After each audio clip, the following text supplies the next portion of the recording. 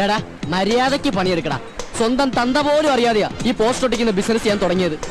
ദൈവമേ, ദിവസം ശകുനിൽ നിന്ന് പൈസ മേടിക്കാൻ കഴിഞ്ഞിരുന്നെങ്കിൽ നിങ്ങളെപ്പോലുള്ള ചീപ്പ് തൊഴിലാളികളുടെ കൂടെ നിന്ന് പോസ്റ്റ് ഒട്ടിക്കേണ്ട ഗതികേട് ഈ സുന്ദരനായ മുതലാളിക്ക് വരില്ലായിരുന്നു. കറക്റ്റ് മിസ്റ്റർ കരി. You are right, Mr. Molali. But once upon a time, I was a Shaguni. എന്ന് വെച്ചാ I was a Shaguni. ഞാൻ ശകുനം നിൽക്കുന്നവനായിരുന്നെന്ന്. ഓഹോ, അതിന് അങ്ങനെ ഒരു അർത്ഥമുണ്ടോ? അങ്ങനെ നിന്നായിരിക്കും ഹരി കരി പോലെ ആയത്. ശകുനം നിൽക്കുമ്പോ ചിരിക്കാതിരുന്നത് കൊണ്ട് അവന്റെ പല്ലെങ്കിലും വെളുത്ത് കിട്ടി.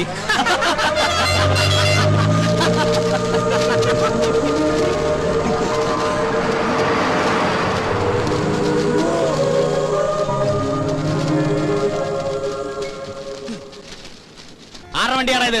ബ്ലോക്ക് ഉണ്ടാക്കി കിടക്കുന്ന ആരുടെ വണ്ടിയാണെന്ന് ഉടമസ്ഥനാരും ഇതിന്. ഇതിപ്പോ ഞാൻ പോയിക്കൊണ്ട് പോകും. സത്യം പറഞ്ഞില്ല, ഇടിച്ചെല്ലാത്തിന്റെ ഷേപ്പ് ഞാൻ മാറ്റും. പറയാതെ തന്നെ ഇടി കിട്ടും. ചോദിച്ചു കേട്ടില്ലടാ, ഇതാരുടെ വണ്ടിയാണെന്ന്. കണ്ടിട്ടേതോ വികലാംഗന്റെ വണ്ടിയാണെന്ന് തോന്നുന്നു സാർ. ആ, തന്റെയാണോ ഈ വണ്ടി? അയ്യോ സാറേ, എനിക്ക് ഹെവി ലൈസൻസ് ഇല്ല. ഓ, ധിക്കാരം പറയുന്നോ? ചവിട്ടുന്നതിന്റെ മുട്ടുകാലി എന്തായാലും അടിക്കും. പറയടാ, ഏത് വികലാംഗന്റെ ആടി വണ്ടി? എന്നെ ഒരു മൃഗമാക്കി മാറ്റരുത്.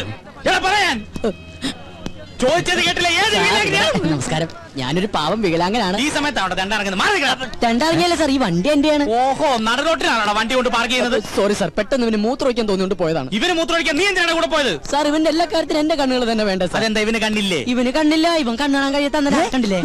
ഇവനൊന്നും കാണാൻ സാർ, കണ്ണിന് ഇരുട്ടായിട്ട് കാണുള്ളൂ. അന്തരല്ലേ? അയ്യോ, അപ്പൊ പിന്നെ ഞാനും അന്തരാണോ? ഇവനെ നോക്കിട്ട് എനിക്ക് ഇരുട്ടായിട്ടാണല്ലോ കാണുന്നത്. കറക്റ്റ് ആണ് സാർ, നമുക്ക് തന്നെ ഇവനെ കാണാൻ കഴിയുന്നില്ല, പിന്നെ ഇവൻ എങ്ങനെ നമ്മളെ കാണും സാർ? എന്താ ഈ അന്തന്റെ പേര്? അന്തു. അന്തു അന്തൻ. അത് പോട്ടെ, എന്താ തന്റെ പേര്? വിട്ടിട്ടില്ല. കണ്ണ് കാണാൻ മറന്ന് പറഞ്ഞിട്ട് ഇവൻ എങ്ങനെ ഇത് കണ്ടു? എന്റെ ഫ്രണ്ടിന് ഉൾക്കാഴ്ച കൂടുതലാണ്. ഉള്ളിലുള്ളതെല്ലാം കണ്ടിട്ടുണ്ടാവോ? നിങ്ങൾ വിട്, നിങ്ങൾ വിട്. ബ്ലോക്ക് വണ്ടി വിട്. നിക്ക്, കണ്ണ് കാണാൻ മേലെന്ന് പറഞ്ഞിട്ട് പിന്നെ ഇവൻ എങ്ങനെ ആദ്യം ചാടി കയറി? അത് ഡെയിലി കയറി പ്രാക്ടീസ് ആണ്. ഞങ്ങള് കുറച്ച് പോലീസുകാരാണ്. ഐ സി അല്ല, S I Rajkumar. Thank you Rajkumar. നോക്കി പോണം കേട്ടോ. ഓക്കെ, വണ്ടി വരട്ടെ സാർ. വണ്ടി എടുത്ത് മാറ്റാൻ പറഞ്ഞില്ല. ഗ്ലാസ് ഒക്കെ എടുത്ത് വെച്ച് റെഡി ആയിട്ട് ഇരിക്കാണല്ലേ? പതിവ് സാധനം. ഇതെന്താ റമ്മ? അതെന്താ റമ്മ് കുടിക്കൂലേ? കുടിച്ചിരുന്നു, അതൊരു സമയം. നീ കേട്ടിട്ടുണ്ടോ? ഏത് ജൂലിയൻ? അല്ല. പിന്നെ വലിക്കുന്ന? അല്ല, അതെ, ഇങ്ങനെ കുടിക്കണ. അയ്യോ, ഇതെവിടുന്നാ? എവിടുന്നെങ്കിലും ആയിക്കോട്ടെ. നിന്റെ കയ്യിലുള്ള ആ റമ്മ് കഷായം ഉണ്ടല്ലോ, തൽക്കാലം നീ അത് കളയണ്ട. ഒരു 5-6 ദിവസം കഴിയുമ്പോ ഞാൻ പറയാം വേണോ വേണ്ടെന്നുള്ളത്. അച്ഛാ, സത്യം പറയുന്നത് എവിടെന്നാ?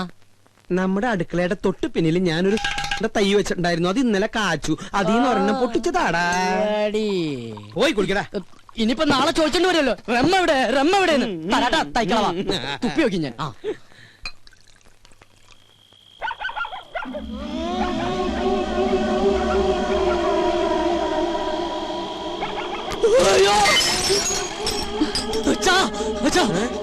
എന്റെ ബെഡ്റൂമിൽ ഒരു പ്രേതം. പ്രേതോ?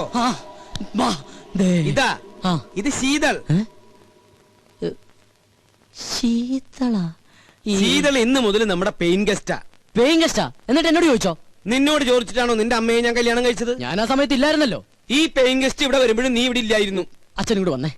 അതെ, ആരാ എന്താന്നൊക്കെ അറിയാതെ ഒരു പെൺകുട്ടി ഇവിടെ താമസിപ്പിക്കാന്ന് പറഞ്ഞ? ഇവൾ എന്റെ ഒരു സുഹൃത്തിന്റെ മകളാ. ഏത് സുഹൃത്തിന്റെ? ഡെറാഡൂണിൽ എനിക്കൊരു സുഹൃത്തില്ലേ? ഏത്? എന്നാ ഡെറാഡൂണിൽ എനിക്കൊരു സുഹൃത്തുണ്ട്.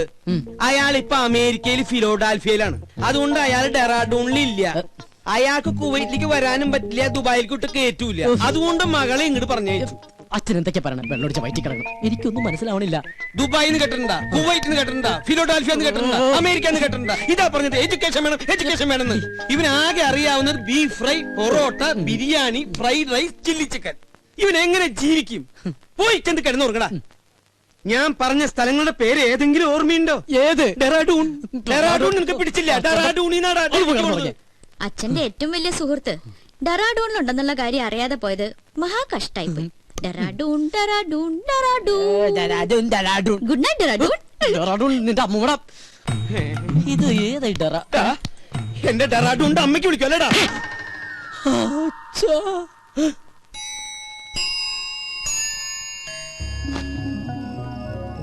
എന്നാലും ഞാൻ അറിയാതെ അച്ഛൻ അവിടെ നിന്നാ ഡെറാഡൂണിലൊരു ഫ്രണ്ട്.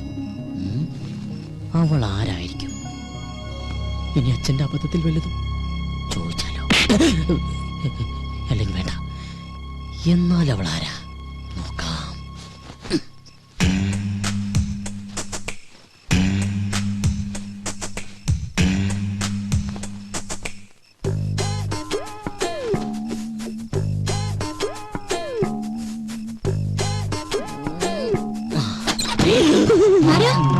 ഞാനാ.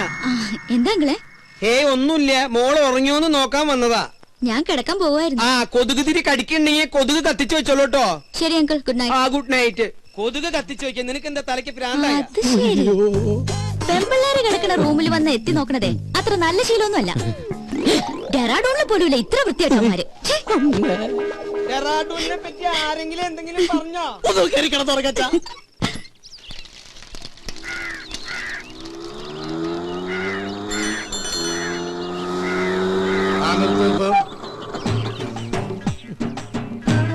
എത്രയായി? 90. നിന്റെ പ്രായമല്ലേ ഞാൻ ചോദിച്ചത്? ഓടിയ കാശ് തന്നെയാണോ ഞാൻ പറഞ്ഞത്? ഞാനിപ്പോ ഈ കാശ് തരില്ലെന്ന് വിചാരിക്ക. നീ എന്നെ എന്ത് ചെയ്യും? നീ എന്നെ മൂക്കി കയറ്റുമോ? ചാവട്ടൂർക്കിട്ടല്ല, പാറ്റിക്കിട്ട് കൊടുക്കും. കളിച്ച് കളിച്ച് ബെങ്കിടങ്ങി തങ്കച്ചന്റെ മകനോടാ കളി. അല്ലടാ തങ്കച്ചേട്ടന്റെ മോനാ. 90 രൂപക്ക് വേണ്ടി തങ്കച്ചേട്ടന്റെ മോനായിട്ട് തലൂട്ടിന്നറിഞ്ഞ തങ്കച്ചേട്ടൻ എന്ത് വിചാരിക്കും? ഇതാ 100 രൂപ ഉണ്ട്. അച്ഛനെ അറിയുമല്ലേ? താനല്ലേ പറഞ്ഞ അച്ഛനെ അറിയുന്നു. ഇനിയിപ്പോ തന്നെ അച്ഛനറിയണോ? താനല്ലോ നേരത്തെ അച്ഛനെ അറിയുന്നു പറഞ്ഞ. കത്തി കാണിച്ചോണ്ട് അച്ഛൻ അറിയുമെന്ന് പറഞ്ഞു. ജീവനക്ക് ആക്കുണ്ടാവില്ലേ?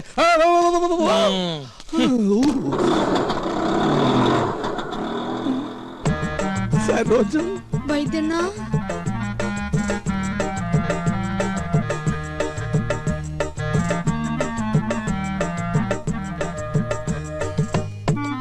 എന്താ ഈ വേഷത്തില്? നക്സൽ ബാരിയാവൻ പോയവൻ സന്യാസിയായി പോയി എന്ന് മാത്രം അറിഞ്ഞാ മതി. അക്കാ മുള്ളിയപ്പ തെറിച്ച ബന്ധം ഉള്ളെങ്കിലും അക്കായെ ഞാൻ ഒരുപാട് വേദനിപ്പിച്ചിട്ടുണ്ട്. ഇനി ഞാൻ അക്കാ വിട്ട് എങ്ങുമേ പോവില്ലേ. പറഞ്ഞാ കേൾക്കുന്നൊരു ചെമ്മരിയാടിനെ പോലെ ഞാൻ ഇവിടെ കഴിഞ്ഞോളാം. നിക്ക, സ്വന്തം കാലി ജീവിച്ച് കാണിക്കാന്ന് വെല്ലുവിളിച്ച് ഒരിക്കൽ ഇവിടുന്ന് ഇറങ്ങിപ്പോയതല്ലേ? ഗതി മുട്ടുമ്പോ കയറി നടക്കാൻ ഇത് സത്രമൊന്നുമല്ല. ഇറങ്ങാൻ ഒരു തവണ കൂടി. ഇതിപ്പോ ഒരുപാട് തവണയായി. സരോജം, പുറത്താക്കി ഗേറ്റ് അടയ്ക്ക്. അക്കയാണത്രേ കക്ക. എന്നെ പുറത്താക്കൊന്നും വേണ്ട. ഇവിടുത്തെ ഗേറ്റ് അടച്ചാലും എന്റെ മുമ്പിൽ വേറെ പല ഗേറ്റുകളും മറക്ക തുറക്കും. നമുക്ക് കുറച്ച് വേണ്ടി കാണാട്ടാ.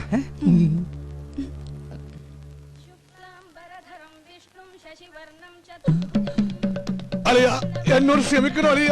അളിയന്റെ പാതാരവിന്ദങ്ങളിൽ ഞാൻ തൊട്ട് നമസ്കരിച്ചോട്ടെ. എനിക്കിപ്പോഴാ മനസ്സിലായത് അളിയൻ എന്തുകൊണ്ടാ എന്റെ പെങ്ങളെ ഉപേക്ഷിച്ചതെന്ന്. അളിയൻ ദൈവമാണ് അളിയാ, ദൈവം. താനെപ്പോഴാടോ വൈദി സന്യാസിയായത്? കയ്യിലുള്ള കാശ് മുഴുവൻ തീർന്നപ്പോ ഞാനങ്ങനെ ഓട്ടോമാറ്റിക്കായിട്ട് ആയിപ്പോയതാണ്. ഈ സന്യാസം നമുക്ക് തന്നെ പണിയില്ല അളിയ. പെണ്ണും കെട്ടി 2 പിള്ളേരൊക്കെ ആയിട്ട് വൈകുന്നേരം പോകുമ്പോ 2 പെഗും വിറ്റിരിക്കണ അതിന്റെ രസം എന്നൊക്കെ ആൾക്കാർ പറയുന്നു. എനിക്ക് അതിലൊന്നും വിശ്വാസമില്ല. സർ, ചായ. ഓ, ഇത് ഞാൻ തന്നെയാടോ. ആട്ടെ, എന്താ തന്റെ ഉദ്ദേശം? എനിക്ക് വേണമെങ്കിൽ പെങ്ങളുടെ കൂടെ ജീവിക്കുക. പക്ഷെ എനിക്കൊരു വാശി, ഇനിയുള്ള കാലം സ്നേഹസമ്പന്നനായ അളിയന്റെ കൂടെ ജീവിക്കണമെന്ന്. അയ്യോ, വെറുതെ വേണ്ട. അളിയൻ പറയുന്നത് കേട്ട് അച്ചടക്കമുള്ള ഊർജ്ജസ്വലനായ ഒരു ഗുമസ്തനായിട്ട്, അല്ലെങ്കിൽ വേണ്ട ഒരു ഡ്രൈവറായിട്ട്. മുമ്പ് ഒരിക്കൽ ഇവിടെ നിന്നതിന്റെ സാർ അനുഭവിച്ചതാ. ഏയ്, ഗതി കെട്ടിട്ട് വന്നതല്ലടോ, നിന്നോട്ടെ. നിൽക്കുന്നതൊക്കെ കൊള്ളാം. എന്റെ സ്വഭാവവും ശീലങ്ങളും ഒക്കെ അറിയാവല്ലോ. അളിയൻ വരക്കണ വരയെന്ന് 1 ഇഞ്ച് ഞാൻ മാറൂല. എന്നാ തനിക്ക് കൊള്ളാം. ഓ, താങ്ക് യു വെരി മച്ച് അളിയാ. ചായ. ചായ താൻ കുടിച്ചോ. എടോ, നിനക്ക് ഞാൻ വെച്ചിട്ടുണ്ടാ.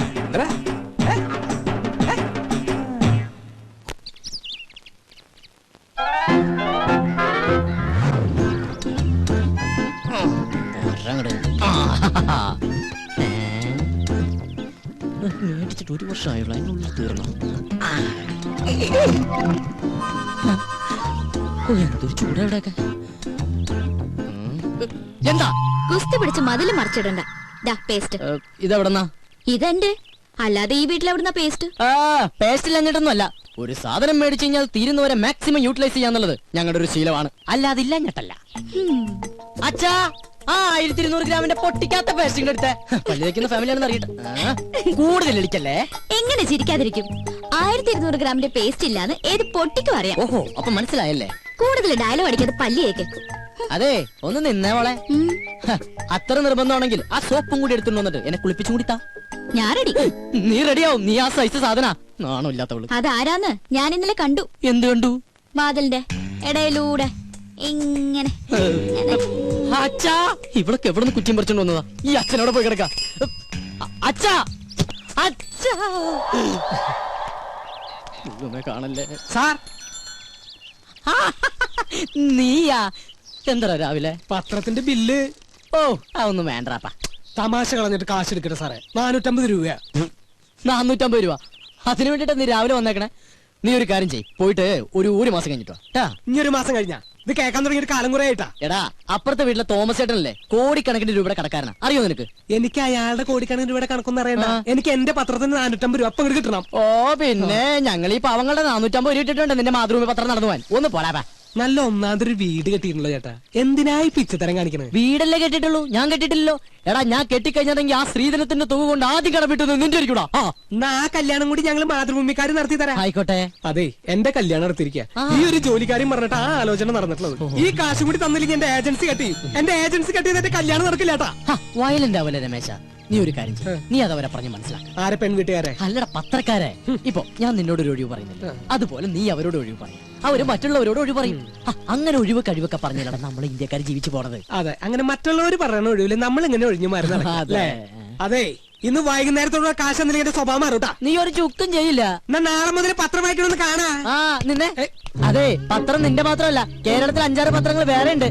എടാ, ഓരോരുത്തരോട് ഒരു 3 മാസം വെച്ച് കടം പറഞ്ഞിട്ടുണ്ടെങ്കിൽ ഈസി ആയിട്ട് 2 വർഷം പോകും. അയ്യോടാ, പോടാ പേരട്ടത്തിണ്ടി. അയ്യേ, എന്ത് ജന്തുക്കളത്. അച്ഛനും മുന്നും കൂടി ഇറങ്ങിയിരിക്കാൻ നാട്ടുകാരെ പറ്റിക്കാൻ. അച്ഛാ, അച്ഛാ, നേരായല്ലോ അച്ഛ അച്ഛാന്നും പറഞ്ഞ് കൊരവെള്ളി പൊട്ടിക്കാൻ തുടങ്ങിയിട്ട്. എന്താ അത് ശരി, ബാത്റൂമിൽ കയറി ഒളിച്ചിരിക്കായിരുന്നല്ലേ? ഒളിച്ചിരിക്കാൻ പോയതല്ല, മനുഷ്യന്റെ പ്രാഥമിക ക്ലേശങ്ങൾ ഒഴിവാക്കാൻ വേണ്ടി പോയതാ. ഓ, എനിക്കറിയാം, പേപ്പർ കേട്ട പൊളിച്ചിരുന്നല്ലേ? ഞാൻ ഒരു പ്രാവശ്യം പറഞ്ഞു ഒളിച്ചിരിക്കാൻ പോയതല്ലെന്ന്. എനിക്കറിയോ ഒളിച്ചിരിക്കറിയോ? അതെ, ഇനി അവൾ ഇവിടെ ഒരു നിമിഷം പോലും നിൽക്കാൻ പറ്റില്ല. എന്ത് പറ്റി? അവള് ശരിയല്ല. ഏയ്, അങ്ങനെ വരാൻ വഴിയില്ലല്ലോ. ആര് പറഞ്ഞു വഴിയില്ലെന്ന്? ഇന്ന് കൊച്ചുവിളപ്പം കാലത്ത് എന്റെ അടുത്ത് ശൃംഗരിച്ചോണ്ട് വന്നിരിക്കാ. ഞാനൊരാണല്ലേ, എനിക്ക് എന്തെങ്കിലും സംഭവിച്ചാ? നിനക്കെന്ത് സംഭവിക്കാൻ? 2 ആണുങ്ങൾ മാത്രം താമസിക്കുന്ന സ്ഥലത്ത് ഒരു പെണ്ണ് വേണ്ട. എന്താ ഗോപ നീ പറയണേ? ഞാൻ ആ കുട്ടിയുടെ അഡ്വാൻസ് മേടിച്ചതല്ലേ. അഡ്വാൻസാ? എത്ര രൂപ? 2000. ഓഹോ, അപ്പൊ അതുകൊണ്ടാണ് മേടിച്ച് മിഴിഞ്ഞതല്ലേ? ഏയ്, അതെനിക്ക് അവള് ഫ്രീ തന്നതാ. ഒരു കാര്യം ചെയ്യ്, എഗ്രിമെന്റ് വെച്ചിട്ടല്ലോ ആ പൈസ അങ്ങോട്ട് തിരിച്ചു കൊടുത്തേക്ക്. അത് ഞാൻ പാൽക്കാരനും പലചരക്ക് കച്ചവടക്കാരനും കൊടുത്തു. ഓ, ഇതൊരു പുലിവാലായല്ലോ. എന്ത് ചോദിച്ചാലും കളനെ പോലെ തല കൂപ്പിട്ട് നിൽക്കും. ഇങ്ങോട്ട് നോക്കി, ഇങ്ങോട്ട് നോക്കാൻ. ഞാനൊരു 2000 രൂപ എങ്ങനെയെങ്കിലും സംഘടിപ്പിച്ചു തരാം. അതിനെ പറഞ്ഞു വിട്. അങ്കിൾ, ഈ പെൺകുട്ടികളെ താമസിക്കുന്ന വേണ്ട വേണ്ട വേണ്ട, കൂടുതൽ കൊഞ്ചിക്കൊഴയിലൊന്നും വേണ്ട. അച്ഛ പറഞ്ഞു വിട്ടെ. ഞാനൊന്ന് പറയട്ടെ ഗോപേട്ട. ഗോപേട്ടാന്നാ? അച്ഛ ഗോപേട്ടാന്ന്. പിന്നെ നിന്നെ എന്താ വിളിക്കാ? വേലായുധനാ? എന്താ നിന്റെ പേര്? ഗോപൻ. പറ മോളെ. പെൺകുട്ടികൾ താമസിക്കുന്ന റൂമില് ഒരാള് വന്ന് ഒളിഞ്ഞു നോക്കിന്ന് വിചാരിക്കാം. ഇവിടെ ആരോ ഒളിഞ്ഞു നോക്കിയേ? ആളെ കുറിച്ച് അങ്കിളുടെ അഭിപ്രായം എന്താ? ആണാണോ പെണ്ണാണോ? ആണാണെന്ന് തോന്നുന്നു. എങ്കിൽ അവൻ ആണും പെണ്ണും കെട്ടവനും സംസ്കാരമില്ലാത്തവനും ആവാസനും തന്തയില്ലാത്തവനുമാണ്. അച്ഛാ, സത്യം പറയാലോ അങ്കിൾ, അങ്ങനെ ഒരു അനുഭവം ഹോട്ടലിൽ വെച്ചുണ്ടായതുകൊണ്ടാ ഞാൻ ഇങ്ങനെ ഒരു സ്ഥലം തേടി വന്നത്. ഇവിടെ ഞാൻ സേഫാ. എനിക്ക് സമാധാനായി. അങ്കിളിന്റെ മുഖം കണ്ടാൽ അറിയാം അങ്കിൾ ഒരു ഇന്നസെന്റ് ആണെന്ന്. ഇങ്ങനെ ഒരു അച്ഛനെ കിട്ടിയത് ഗോപന്റെ ഭാഗ്യാ. ഇത് ഞാൻ പലപ്പോഴും നിന്നോട് പറയണമെന്ന് വിചാരിച്ചതാ. പക്ഷേ അന്നൊക്കെ ഞാനത് കൺട്രോൾ ചെയ്തു. അയ്യോ, ഇന്ന് ശീതളിൽ നിന്നും ഈ വാക്കുകൾ അറന്നു വീണപ്പോ എന്റെ ക്ലേശമൊക്കെ മാറി. മോള് സമാധാനായിട്ട് അകത്തേക്ക് പോയിക്കോ. ഒടുക്കത്തൊരു ക്ലേശം. അച്ഛാ, അച്ഛാ, അച്ഛാ, ബഹുത്ത് അച്ഛാ. നിങ്ങളുടെ അമ്മയുടെ അച്ഛൻ. എടി മൂദേവി. ഓ ദൈവം, എന്റെ മാനം കപ്പലേറി.